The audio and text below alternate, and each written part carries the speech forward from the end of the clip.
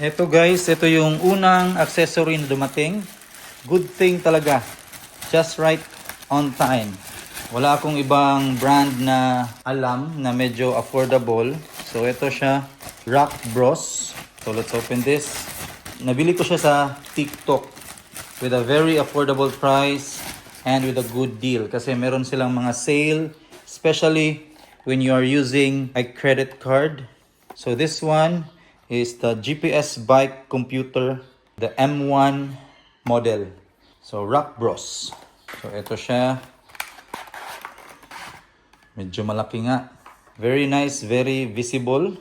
So computer pala tawag nila dito. And then meron na siyang silicone case. Ito yung mga kasali. So yung mount niya. And then yung charging cable. And then yung rubbers para sa pagkabit. Meron din siyang manual. And ito yung kasali sa in-order ko. Ito yung parang mount niya. Rock Bros din, yung brand. Let's see kung ano yung kasali. So mga tornilyo. So ito siya. Meron siyang mga extra na mga mounts. So Rock Bros din. So ayan. First things first. I-install natin siya. So ito yung magiging setup niya. Ganyan. So install muna natin.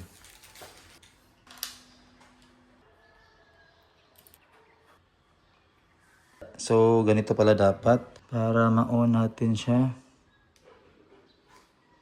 Yun. So very visible. Sakto yung oras 6:22. And then merong temperature, battery, lap, kilometers per hour, time, then distance. Hindi ko pa alam kung paano gawin to. I'll still explore. Ayan, nakabit ko na siya.